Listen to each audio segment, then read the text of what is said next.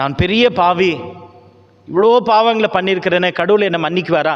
அவருக்கு இவ்வளோ நான் துரோகம் செய்திருக்கிறேன், பிறருக்கு இவ்வளோ துரோகம் செய்திருக்கிறேன், என்னை மன்னிப்பாரா?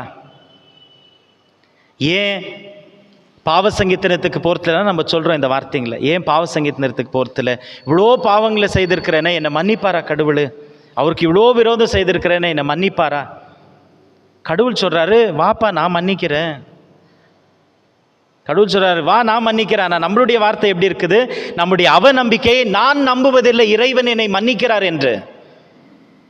இறைவன் சொல்கிறார், நான் மன்னிக்கிறேன், நான் மன்னிக்கும் கடவுளாக இருக்கிறேன். ஆனால் நாம் நம்முடைய அவநம்பிக்கையை நம்பிக்கை போல காட்டுகிறோம். நான் பெரிய பாவி, கடவுள் என்னை மன்னிக்குவாரா? கேட்கும் போது நல்லா இருக்கும். ஆகாஸ் பேசுவதை கேட்கும் பொழுது எத்துணை இனிதாக இருக்கிறது. என் இறைவனை நான் சோதிக்க மாட்டேன், என் இறைவனை நான் சோதிக்க மாட்டேன், நான் பெரிய பாவி, இறைவன் என்னை மன்னிப்பாரா? இறைவன் சொல்கிறார், நான் மன்னிக்கிறேன் என்று. எது அந்த இறை வார்த்தையை நம்ப தடுக்கிறது? ஆனால் நாம் சொல்கிறோம், இறைவன் என்னை மன்னிக்க மாட்டார். பாவ சங்கீதத்துக்கு போயிட்டா எல்லாம் மாறிடுதா? வாழ்க்கையெல்லாம் சரியாயிடுமா?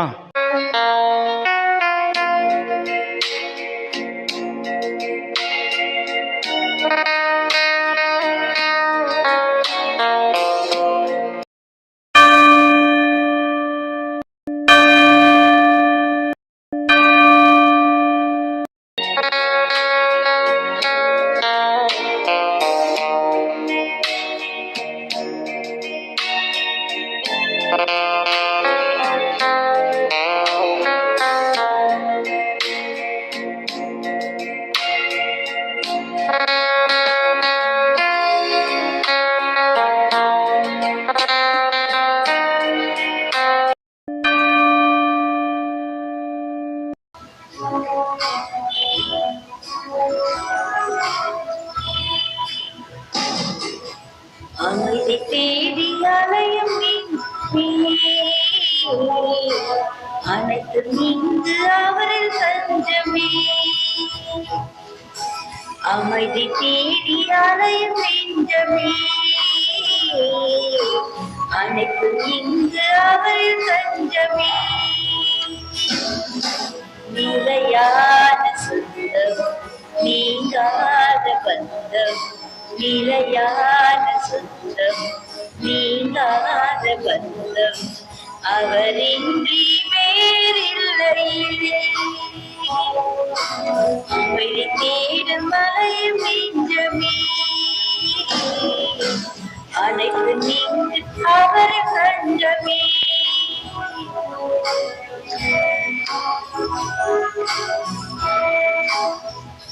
நம்முடைய பங்கில் கிறிஸ்துமஸ் பெருவிழாவுக்காக அநேக விதத்தில் நாம் நம்மையே தயாரித்துக் கொண்டிருக்கிறோம். ஆலயத்துடைய அலங்காரம், குடில், இன்னும் அநேக வேலைகள் நடந்து கொண்டிருக்கிறது. இவை அனைத்தையும் ஆண்டவர் ஆசீர்வதிக்கும்படியாக, நம்முடைய பங்கை வழிநடத்தும்படியாக இந்த கிறிஸ்துமஸ் பெருவிழாவை நாம் சிறப்பாக கொண்டாட ஆண்டவர் அவருடைய பிரசனத்தை நம்மோடு இருக்க செய்ய வேண்டும் என்று இந்த திருப்பலியில் ஜெபிப்போம். அதே நேரத்தில் உங்கள் இல்லங்களில் இந்த கிறிஸ்துமஸ் பெருவிழாவுக்காக நீங்கள் செய்து கொண்டிருக்கும் தயாரிப்புகளை ஆண்டவர் ஆசீர்வதித்து வழிநடத்த இந்த திருப்பலியில் ஜெபிப்போம். தந்தை, மகன், தூயாவியாரின் பெயராலே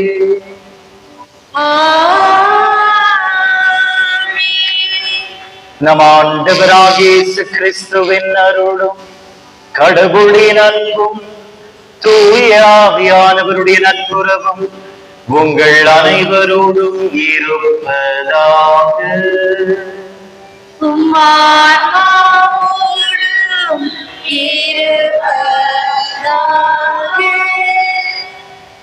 இயேசு கிறிஸ்துவில் என் அன்புக்குரிய சகோதர சகோதரிகளே, அன்பு பிள்ளைகளே, உங்கள் ஒவ்வொருவரையும் வாழ்த்தி அன்போடு இந்த திருப்பலிக்கு வரவேற்கின்றேன். இன்று நாம் திருவருகை காலத்தின் 4வது ஞாயிறை கொண்டாடி கொண்டிருக்கிறோம். இந்த ஞாயிறு இறைவன் நம்மோடு இருக்கிறார் என்ற உண்மையை மீண்டுமாக நமக்கு உணர்த்துகிறது. நம்முடைய கடவுள் இம்மானுவேல் ஆக இருக்கிறார். நம்மோடு இருக்கும் இறைவனாக இருக்கிறார். நம்மை வாழ்க்கையின் ஒவ்வொரு சூழ்நிலைகள் எந்த சூழ்நிலையில் இருந்தாலும் நம்மோடு இருந்து நம்மை வழிநடத்துபவராக இருக்கிறார் என்பதை உணர்த்துகிறார். இதை நம்பினவர்களுக்கு நிச்சயமாக உள்ளத்தில் அமைதி இருக்கும். இதை நம்புபவர்களுக்கு உள்ளத்தில் சமாதானம் இருக்கும். ஆகையால் இந்த வாரம் நமக்கு சமாதானத்தின் வாரமாக இறைவன் கொடுக்கிறார். இந்த கிறிஸ்துமஸ் ரீத்தினுடைய 4வது திரி சமாதானத்தை குறிக்கிறது. இறைவனுடைய சமாதானம். யாருக்கு இந்த சமாதானம்? யார் இறைவன் என்னோடு இருக்கிறார் என்று நம்புகிறார்களோ அவர்களுக்கு. எந்த சூழ்நிலையும் என்னை எதுவும் செய்ய முடியாது, என் இறைவன் என்னை வழிநடத்துகிறார் என்ற விசுவாசம் இருப்பவர்களுக்கு இந்த சமாதானம் நிச்சயமாக இருக்கும். அந்த நல் மனது யாருக்கு இருக்கிறதோ அவர்கள் எல்லோரும் இறைவனுடைய சமாதானத்தை சுவைப்பார்கள். இந்த பெருவிழா சமாதானத்தின் தூதரின் பெருவிழா. இந்த பெருவிழா சமாதானத்தின் மன்னரின் பெருவிழா. அந்த சமாதானத்தின் மன்னர் நம்முடைய இல்லங்களையும் நம்முடைய உள்ளங்களையும் அவருடைய சமாதானத்தால் நிரப்புவாராக. ஜெபிப்போமாக. என்றும் வாழும் எல்லாம் வல்ல இறைவா, நீர் உம்முடைய சமாதானத்தை எங்களுக்கு விட்டு சென்றிருக்கிறேன். உம்முடைய பிறப்பு உம்முடைய சமாதானத்தை எங்களுக்கு அறிவிக்கிறது. உன்னதங்களிலே இறைவனுக்கு மகிமை, பூவுலகில் நல் மனதோருக்கு அமைதி என்று. உம்முடைய அமைதியை பெற்றுக்கொள்ளும் நல் மனதினை எங்களுக்கு தந்தருள்வீராக. எங்கள் ஆண்டவராகிய கிறிஸ்து வழியாக உம்மை மன்றாடுகின்றோம். அமைதியின் தூதனா, என்னையே மாற்றுவே. அமைதியின் தூதனா, என்னையே மாற்றுவே. அன்பனில் இறைவனே, என்னையே வாருவே. அமைதியின் தூதனா, என்னையே மாற்றுவே. இறைவாக்கினர் எசாயா எழுதிய நூலிலிருந்து வாசகம். அந்நாட்களில் ஆண்டவர் ஆகாசுக்கு மீண்டும் தம் திருவாக்கை அருளி சொல்லியது: உம் கடவுளாகிய ஆண்டவர் உமக்கு ஓர் அடையாளத்தை அருளுமாறு கேட்டுக்கொள்ளும் என்றார். அது கீழே பாதாளத்திலோ மேலே வானத்திலோ தோன்றுமாறு கேட்டுக்கொள்ளும் என்றார். அதற்கு ஆகாசு, நான் கேட்க மாட்டேன், ஆண்டவரை சோதிக்க மாட்டேன் என்றார். அதற்கு எசையா, தாவீதின் குடும்பத்தாரே, நான் சொல்வதை கேளுங்கள். மனிதரின் பொறுமையை சோதித்து மனம் சலிப்படைய செய்தது போதாதோ, என் கடவுளின் பொறுமையை கூட சோதிக்க பார்க்கிறீர்களோ? ஆதலால் ஆண்டவர் தாமே உங்களுக்கு ஓர் அடையாளத்தை அருளுவார். இதோ, கன்னிப்பெண் கருவுற்று ஓர் ஆண்மகவை பெற்றெடுப்பார். அக்குழந்தைக்கு அவர் இம்மானுவேல் என்று பெயரிடுவார். இது ஆண்டவர் வழங்கும் அருள்வாக்கு. பதிலுரை பாடல் பல்லவி. ஆண்டவர் எழுந்தருள்வார், மாட்சிமிகு மன்னர் இவரே.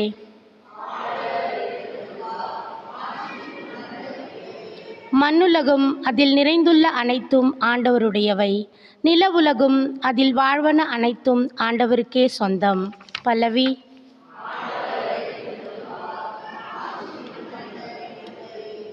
ஏனெனில் அவரே கடல்களின் மீது அதற்கு அடித்தளமிட்டார், ஆறுகள் மீது அதை நிலைநாட்டினவரும் அவரே. பல்லவி.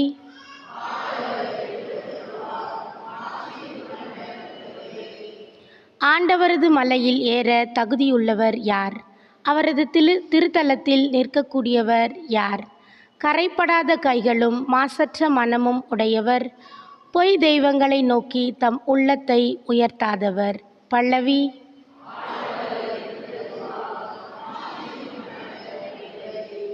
இவரே ஆண்டவரிடம் ஆசி பெறுவார், தம் மீட்பராம் கடவுளிடமிருந்து நேர்மையாளர் என தீர்ப்பு பெறுவார். அவரை நாடுவோரின் தலைமுறையினர் இவர்களே. யாக்கோப்பின் கடவுளது முகத்தை தேடுவோரும் இவர்களே. பல்லவி.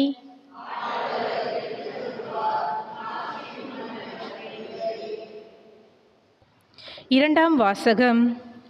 திருத்தூதர் பவுல் ரோமியருக்கு எழுதிய திருமுகத்திலிருந்து வாசகம். கடவுளின் அன்பை பெற்று இறை மக்களாக அழைக்கப்பட்டுள்ள ரோமை நகர மக்கள் அனைவருக்கும் இயேசு கிறிஸ்துவின் பணியாளனும் திருத்தூதனாக அழைப்பு பெற்றவனும் கடவுளின் நற்செய்தி பணிக்கென ஒதுக்கி வைக்கப்பட்டவனுமாகிய பவுல் எழுதுவது. நம் தந்தையாம் கடவுளிடமிருந்தும் ஆண்டவராம் இயேசு கிறிஸ்துவிடமிருந்தும் உங்களுக்கு அருளும் அமைதியும் உரித்தாகுக.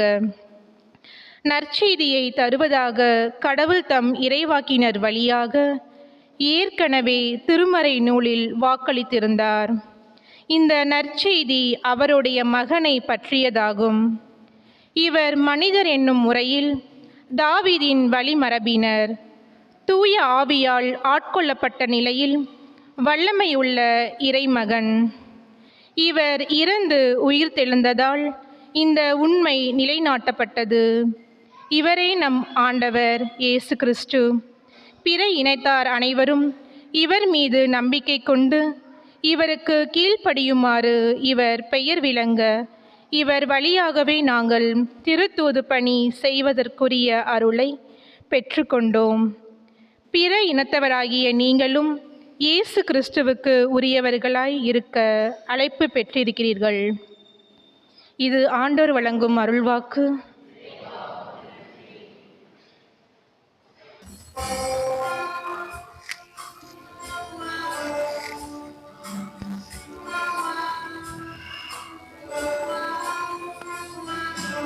அல்லேலூயா, அல்லேலூயா, அல்லேலூயா, அல்லேலூயா, அல்லேலூயா, அல்லேலூயா, அல்லேலூயா, அல்லேலூயா. ஏதோ கன்னி கருவுற்று ஓர் ஆண்மகவை பெற்றெடுப்பார். அக்குழந்தைக்கு இம்மானுவேல், அதாவது கடவுள் நம்முடன் இருக்கிறார் என பெயரிடுவர். அல்லேலூயா, அல்லேலூயா, அல்லேலூயா, அல்லேலூயா.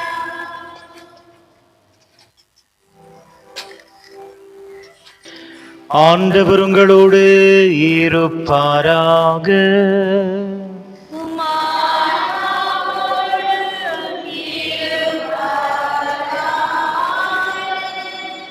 தூய மத்தேயு எழுதிய பரிசுத்த நற்செய்தியிலிருந்து வாசகம்.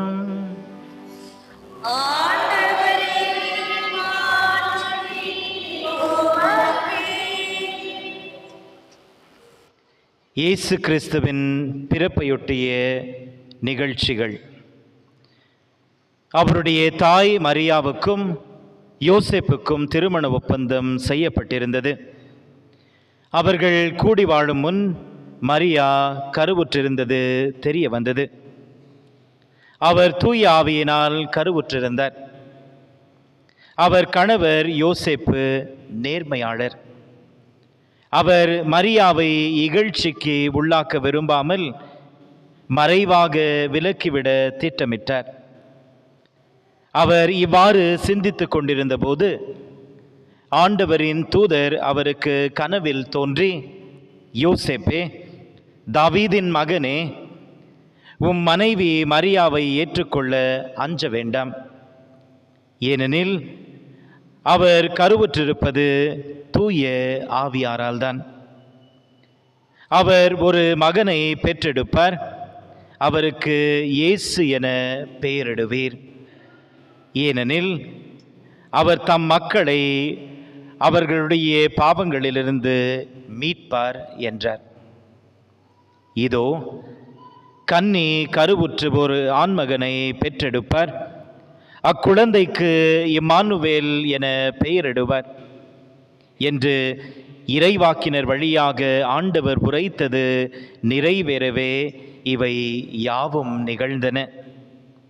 இம்மானுவேல் என்றால் கடவுள் நம்முடன் இருக்கின்றார் என்பது பொருள். யோசேப்பு தூக்கத்திலிருந்து விழித்தெழுந்து ஆண்டவரின் தூதர் தமக்கு பணித்தவாறே தம் மனைவியை ஏற்றுக்கொண்டார்.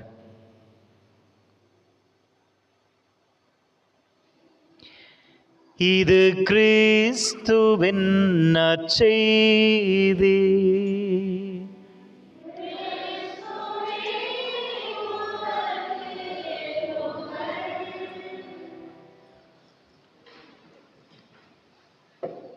இயேசு கிறிஸ்துவில் என் அன்புக்குரிய சகோதர சகோதரிகளே, அன்பு பிள்ளைகளே,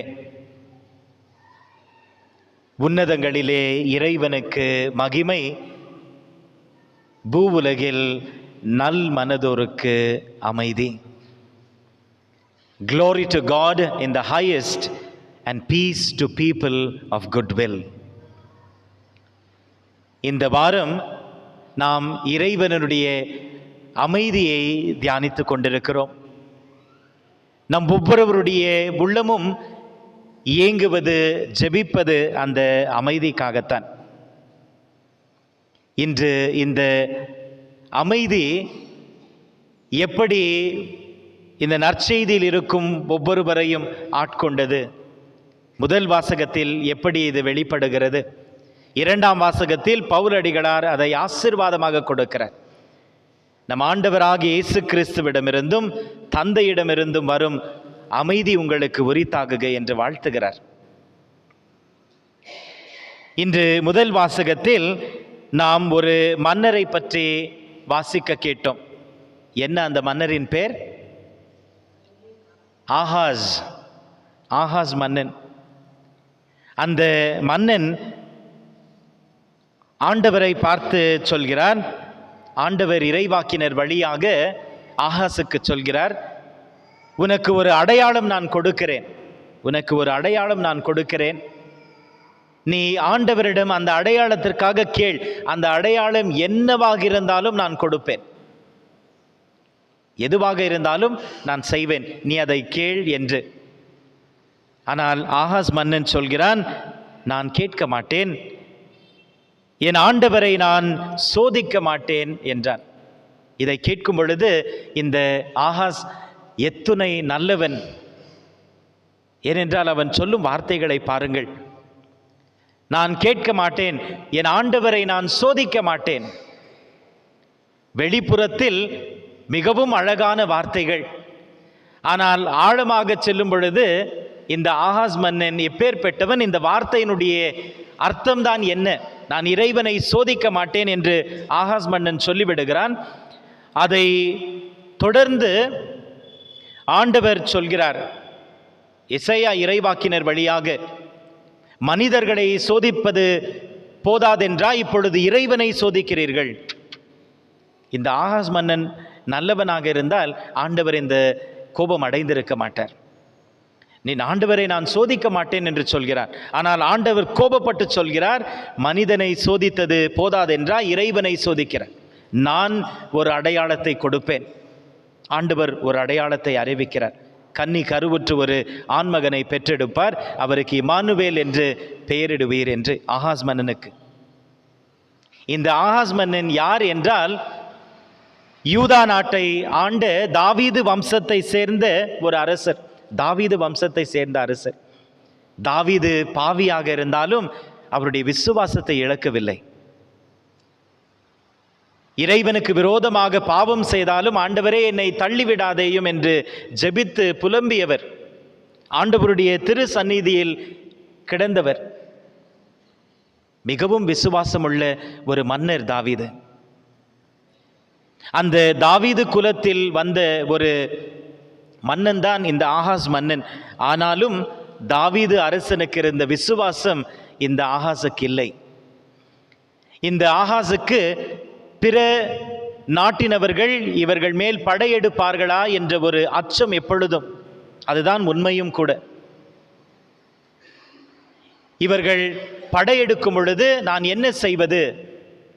அதற்காகத்தான் ஆண்டவர் என்று சொல்கிறார் ஆகாசுக்கு, நான் உனக்கு ஒரு அடையாளத்தை தருகிறேன். அந்த அடையாளம் என்ன? இம்மானுவேல், நான் உன்னோடு. ஆனால் ஆகாஸ் நம்புவதில்லை. ஆண்டவருக்கு விரோதமாக அசீரியா நாட்டினுடன் ஒரு ஒப்பந்தம் செய்து கொள்கிறார்.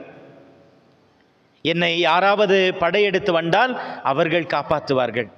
இறைவன் என்னோடு இருக்கிறார் என்பதை நம்பவில்லை. அந்த நாட்டினவர் என்னை காப்பாற்றுவார். இவன் ஆண்டவருக்கு உண்மையாக இல்லை. ஆனாலும் ஆண்டவர் இந்த மன்னனுக்கு உண்மையாக இருப்பதை பார்க்கிறோம். இது உண்மையான வார்த்தைகள் அல்ல. இன்றைய முதல் வாசகத்தை நாம் பார்க்கும் பொழுது அவனுடைய அவநம்பிக்கையை நம்பிக்கை போல காட்டுகிறார். ஆண்டவர் உன்னோடு இருக்கிறார் என்பதை நம்பவில்லை. ஆனாலும் அவன் வார்த்தை நம்பிக்கையை வெளிப்படுத்தும் வார்த்தைகளைப் போல இருக்கிறது. His disbelief is manifested as trust in God. அவநம்பிக்கை அவனுக்கு. இறைவன் காப்பாற்றுவாரோ இல்லையோ, இந்த அசீரியர்களுக்கு சொல்லி வைக்கலாம். ஆண்டவர் சொல்கிறார், நான் காப்பாற்றுவேன், நான் உன்னோடு இருக்கிறேன். அவன் நம்புவதில்லை. இறைவனுக்கு விரோதமாக எருசலேம் ஆலயத்தினுடைய சில பகுதிகளை மூடிவிட்டான் இந்த அரசன். ஏனென்றால் அசீரிய நாட்டினவர்கள் அந்நிய தேசத்தை, அந்நிய கடவுள்களை நம்பினவர்கள். அவர்களை சந்தோஷப்படுத்துவதற்காக இங்கு உண்மையான இறைவனுக்கு செலுத்த வேண்டிய ஜெபங்களையும் பலிகளையும் தவிர்க்கிறான். அப்பேற்பட்டவன். ஆனால் அவனுடைய வார்த்தை, நான் இறைவனை சோதிக்க மாட்டேன், இறைவனிடம் அடையாளம் கேட்க மாட்டேன். அவனுடைய அவநம்பிக்கையை நம்பிக்கை போல காட்டுகிறான். அவன் ஆண்டவருக்கு பிரமாணிக்கமாக இல்லாவிட்டாலும் ஆண்டவர் அவனுக்கு பிரமாணிக்கமாக இருக்கிறார். ஆண்டவர் சொல்கிறார், தாவீதின் வம்சத்தவர்களே கேளுங்கள், நான் உங்களை கைவிடுவதில்லை, நான் இம்மானுவேலாக இருக்கிறேன், நான் உன்னோடு இருக்கிறேன். இந்த கிறிஸ்மஸ் விழா நமக்கு தரும் ஒரு பெரிய செய்தி.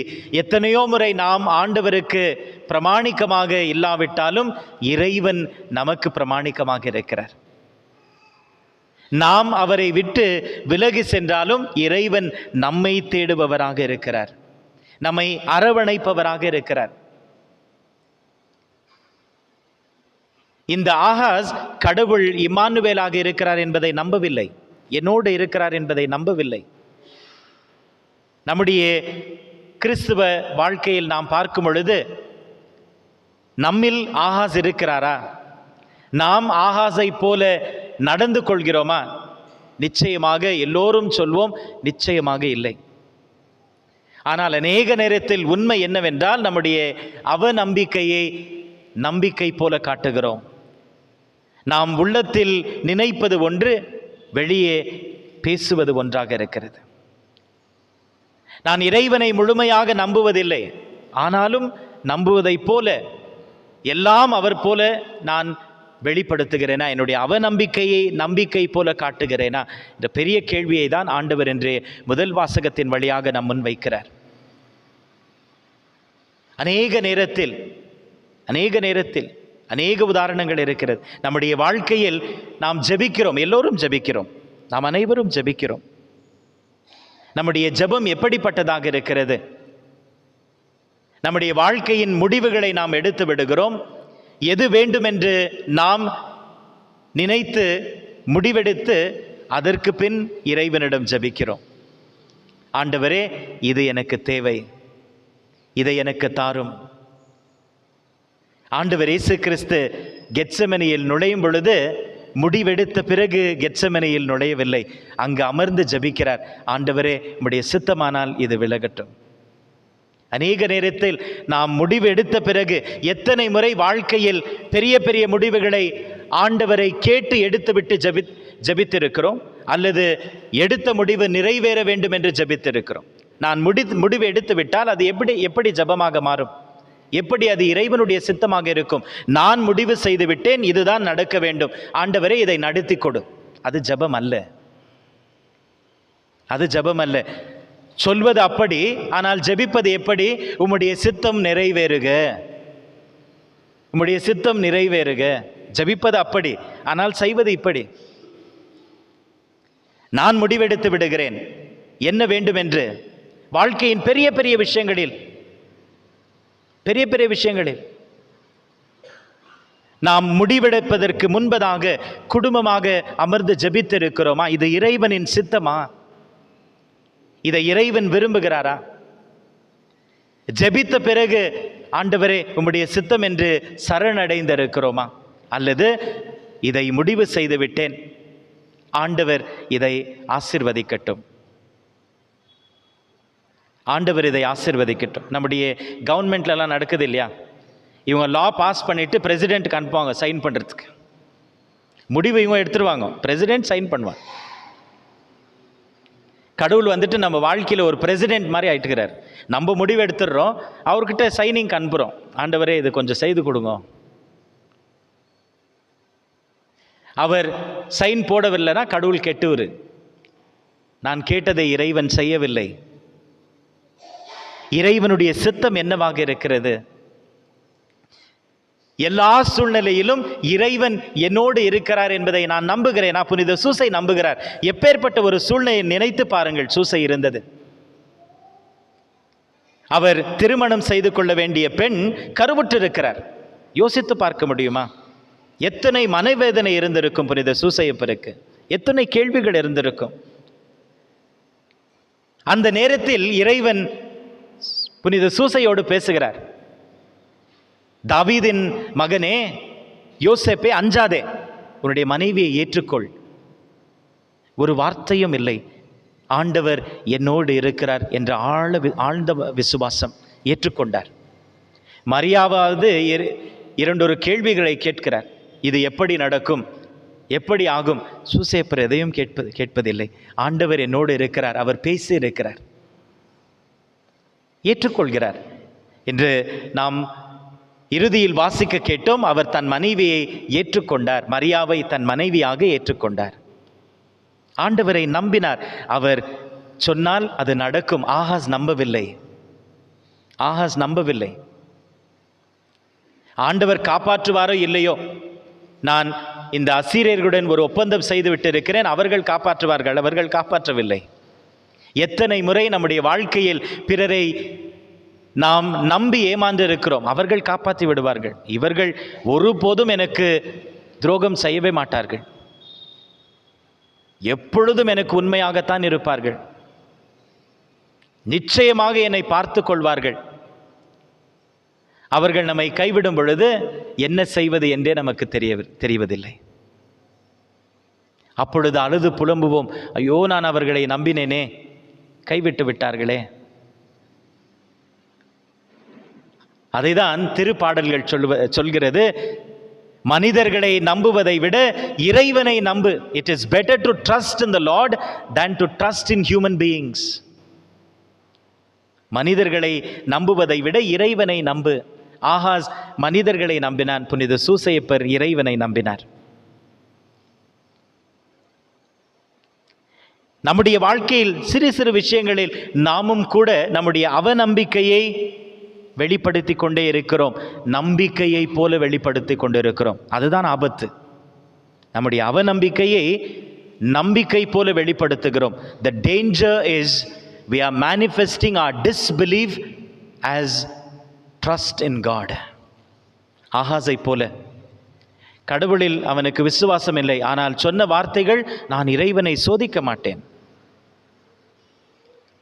நம்முடைய வாழ்க்கையில் நாம் சொல்வது இல்லையா, ஃபாதர் எங்கள் வீட்டில் எல்லாம் கடவுள் தான், அவர் தான் மதம், எல்லாம் கடவுள் தான், அவர் தான் மதம். சில நேரத்தில் பிள்ளைகளை கேட்கும் பொழுது, ஏன்டா ஞாயிற்றுக்கிழமை பூசிக்கு வரல, அம்மா சொன்னாங்க, அப்பா சொன்னாங்க, எக்ஸாம் வருது உக்காந்துன்னு படி, கோயிலுக்கு போகாத இந்த வாரம்னு சொன்னாங்க. ஆனால் சொல்கிறது ஏன்னா கடவுள் தான் எங்கள் வாழ்க்கையில் எல்லாம் ஃபாதர். ஆனால் புள்ளிக்கு சொல்லி கொடுக்குறது ஏன்னா கோயிலுக்கு போகாத உக்காந்துன்னு படி. எப்பேற்பட்ட முரண்பாடுகள் நமக்கு, எப்பேற்பட்ட முரண்பாடுகள். ஒரு குருவானவர் என்னோடு பகிர்ந்து கொண்டிருந்தார். ஏன் பூசிக்கு வரலன்னு கேட்டப்போ ஒரு அம்மா சொன்னாங்களாம், ஃபாதர் அவங்க ஏதோ ஒரு கோர்ஸுக்கு போயிட்டு இருக்கிறான், ஞாயிற்றுக்கிழமை கூட பூசிக்கு வர முடியாது. அப்போ ஃபாதர் கொஞ்சம் கடுப்பாக பேசுனதுக்கு அந்த அம்மா சொன்னாங்களாம், ஒருவேளை என் பையனுக்கு அந்த சீட் கிடைக்கலன்னு சொன்னால் நீங்கள் சீட் கொடுப்பீங்களா ஃபாதர்? அவன் இதுக்கு போகாத, அவனுக்கு சீட் கிடைக்கலன்னு சொன்னால் நீங்கள் சீட் கொடுப்பீங்களா? அப்போ ஃபாதர் சொன்னாரா, அந்த சீட்டை நிச்சயமாக எனக்கு கொடுக்க முடியாது. ஆனால் நான் ஒரு கேள்வி கேட்குறேன், ஒருவேளை உன் புள்ள வாழ்க்கையை இழந்துட்டான்னா உன்னால் வாழ்க்கை கொடுக்க முடியுமா? ஏனென்றால் வாழ்வு ஆண்டவர் இயேசு கிறிஸ்து நானே வாழ்வு என்று சொல்கிறார். உன்னுடைய புள்ள சீட்டு, என்னால் சீட்டு கொடுக்க முடியாது, நான் ஒத்துக்கிறேன். ஆனால் உன்ன ஒரு கேள்வி கேட்குறேன், உன்னுடைய புள்ள வாழ்க்கையை இழந்து நின்னானா உனக்கு வாழ்க்கை கொடுக்க முடியுமா? உன்னுடைய பிள்ளைக்கு இறைவனை இழந்து விட்டால் நாம் வாழ்வை இழந்து விடுகிறோம். ஆண்டவர் தமாசுக்கு சொல்ல, நானே வாழ்வு நானே உயிர் என்று கடவுள் ஒன்றும் தமாஸ் பண்ணல. God is not joking. I am the life என்று அவர் சொல்லும் பொழுது உண்மை அதுதான். நாம் நம்புவதில்லை, நாம் நம்புவதில்லை. எத்தனை முறை நம்முடைய பிள்ளைகளுக்கு எக்ஸாம் இருந்தாலும் சரி, ஆலயத்திற்கு ஞாயிற்றுக்கிழமையில் திருபலி பார்த்த பிறகு வந்து படி என்று நாம் சொல்லியிருக்கிறோம். சொல்லவில்லை என்றால் ஆகாஸ் தான், நாமும் ஆகாஸ் தான். நாம் உள்ளத்தில் நினைப்பது நம்முடைய கணக்குகள் வேறு, ஆனால் வெளியில் சொல்வது பெரிய பெரிய வார்த்தைகள். எங்களோட வீட்டில் எல்லாம் கடவுள் தான், அவர் தான் பெரியவர், எங்களுக்கு அவர் தான் மொதல். நம்முடைய உள்ளத்தில் நாமும் கூட ஆகாசுகளைப் போல வாழ்ந்து கொண்டிருக்கவில்லையா? நிச்சயமாக. நம்முடைய சில நேரத்தில் இன்னும் சிலர் பேசும் பொழுது மிகவும் கேட்பதற்கு, ஐயோ எவ்வளோ விசுவாசமாக பேசுகிறாங்க, நான் பெரிய பாவி, இவ்வளோ பாவங்களை பண்ணியிருக்கிறேன்னு, கடவுள் என்னை மன்னிக்குவாரா? அவருக்கு இவ்வளோ நான் துரோகம் செய்திருக்கிறேன், பிறருக்கு இவ்வளோ துரோகம் செய்திருக்கிறேன், என்னை மன்னிப்பாரா? ஏன் பாவ சங்கீதனத்துக்கு போகிறதுல நம்ம சொல்கிறோம் இந்த வார்த்தைங்களை, ஏன் பாவ சங்கீதனத்துக்கு போகிறதுல இவ்வளோ பாவங்களை செய்திருக்கிறேனே, என்னை மன்னிப்பாரா கடவுள்? அவருக்கு இவ்வளோ விரோதம் செய்திருக்கிறேனே, என்னை மன்னிப்பாரா? கடவுள் சொல்கிறாரு, வாப்பா நான் மன்னிக்கிறேன். கடவுள் சொல்கிறாரு, வா நான் மன்னிக்கிறேன். ஆனால் நம்மளுடைய வார்த்தை எப்படி இருக்குது? நம்முடைய அவநம்பிக்கையை நான் நம்புவதில்லை இறைவன் என்னை மன்னிக்கிறார் என்று. இறைவன் சொல்கிறார், நான் மன்னிக்கிறேன், நான் மன்னிக்கும் கடவுளாக இருக்கிறேன். ஆனால் நாம் நம்முடைய அவநம்பிக்கையை நம்பிக்கை போல காட்டுகிறோம். நான் பெரிய பாவி, கடவுள் என்னை மன்னிக்குவாரா? கேட்கும் போது நல்லா இருக்கும். ஆகாஸ் பேசுவதை கேட்கும் பொழுது எத்தனை இனிதாக இருக்கிறது. என் இறைவனை நான் சோதிக்க மாட்டேன், என் இறைவனை நான் சோதிக்க மாட்டேன், நான் பெரிய பாவி, இறைவன் என்னை மன்னிப்பாரா? இறைவன் சொல்கிறார், நான் மன்னிக்கிறேன் என்று. எது அந்த இறை வார்த்தையை நம்ப தடுக்கிறது? ஆனால் நாம் சொல்கிறோம், இறைவன் என்னை மன்னிக்க மாட்டார். பாவ சங்கீதத்துக்கு போயிட்டா எல்லாம் மாறிடுதா? வாழ்க்கையெல்லாம் சரியாயிடுமா?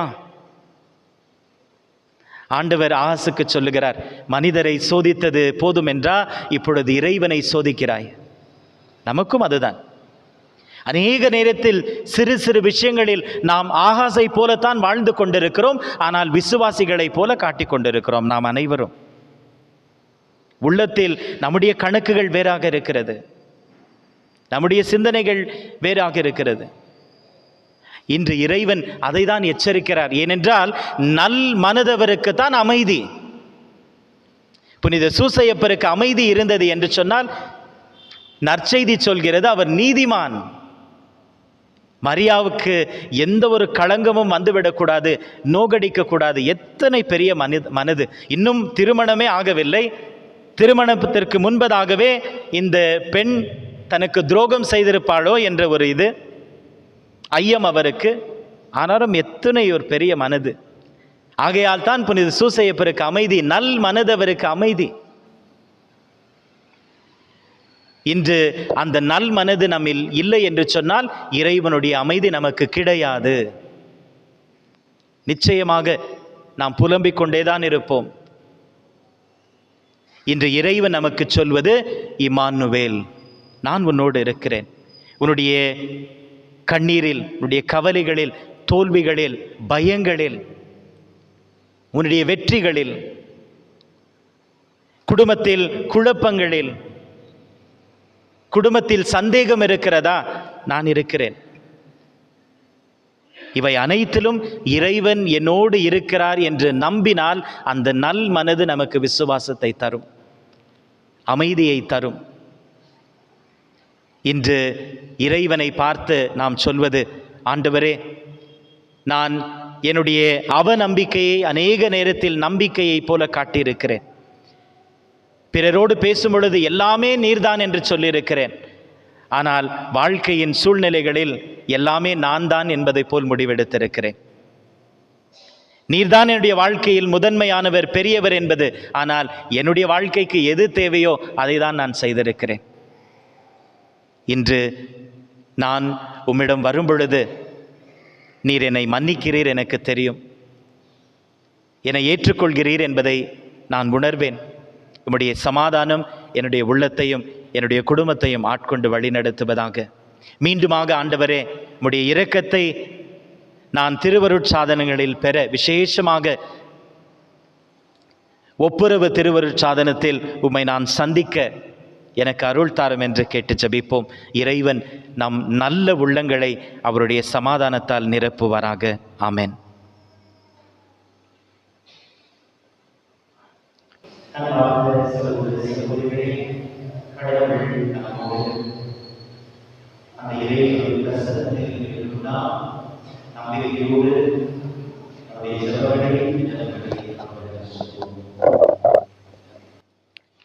எம் திருத்தந்தை லியோ ஆயர்கள், குருக்கள், கன்னியர்கள் மற்றும் பொதுநிலையினர் அனைவரும் மாசற்ற மனமும் தொண்டாற்றும் உள்ளமும் கொண்டு வாழ உமது ஆசியை பொழிய வேண்டுமென்று இறைவா உம்மை மன்றாடுகிறோம். இவ்வுலகில் உள்ள குடும்பங்கள் அன்னை மரியாளின் விசுவாசத்தையும் பணிவையும் முன்மாதிரியாய் கொண்டு அனைத்து பிரச்சனைகளில் இருந்து விடுபட்டு அமைதி, அன்பு, ஒற்றுமையோடு வாழ வரம் வேண்டி இறைவா உம்மை மன்றாடுகிறோம். நோயுற்றோர்கள், முதியோர்கள், தனிமையில் இருப்போர், கைம்பெண்கள், அனாதைகள், கைவிடப்பட்டோர் இறைவனுடைய ஆறுதலையும் இயேசுவின் பிறப்பின் மகிழ்ச்சியையும் பெற்று வாழ இறைவா உம்மை மன்றாடுகிறோம். இன்றைய இளைஞர்கள் உலக ஆசைக்கு அடிமையாகாமல் உமது வார்த்தையை மனதில் இருத்தி தங்கள் வாழ்க்கையில் நேர்மை, தெய்வ பயம், ஒழுக்கத்திலும் சிறந்து விளங்கி நல்லதொரு எதிர்காலத்தை பெற்றிட இறைவா உம்மை மன்றாடுகிறோம்.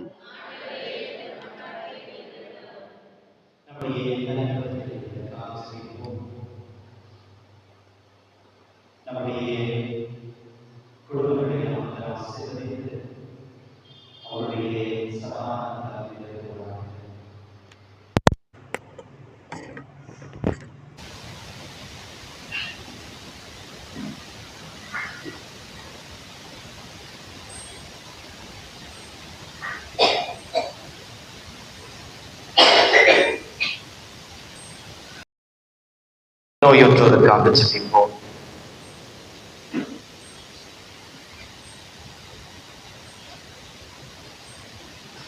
நம்முடைய பங்கிற்காக விசேஷமாக இந்த திருவிழாவின் போது நாம் அனைவரும் பங்கெனும் ஒரே குடும்பமாக மகிழ்ச்சியோடு ஆண்டவருடைய சமாதானத்தோடு இந்த பெருவிழாவை கொண்டாட நம்முடைய எல்லா வேலைகளையும் ஆண்டவர் ஆசீர்வதிக்க நாம் நம்முடைய பங்கோடு ஒத்துழைக்க, பங்கு தந்தையோடு ஒத்துழைக்க இந்த நேரத்தில் ஜெபிப்போம்.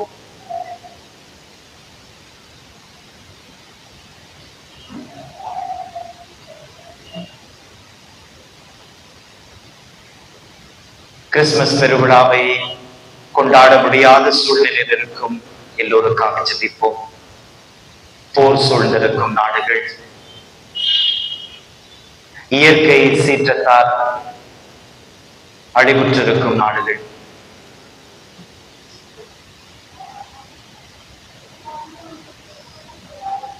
துன்புற்றுக் கொண்டிருக்கும் கிறிஸ்தவர்கள், அநேக இடங்கள் நம்முடைய ஆலயங்கள் இடிக்கப்பட்டிருக்கிறது. கிறிஸ்தவர்கள் அச்சத்தில் இருக்கிறார்கள். எங்காவது ஜெபிக்க ஒன்று சேர்ந்தால் அவர்கள் தாக்குவார்கள் என்று.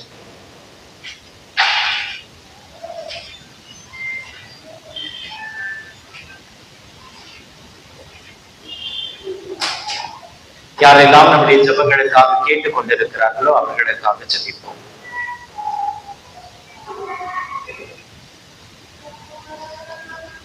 அன்பை உருவான இறைவா, நீர் இம்மானுவேலாக இருக்கின்றீர். எப்பொழுதும் எல்லா சூழ்நிலைகளிலும் எங்களோடு இருக்கிறீர் என்பதை நம்புகிறோம். நம்பும்படி அருள் தாரும்.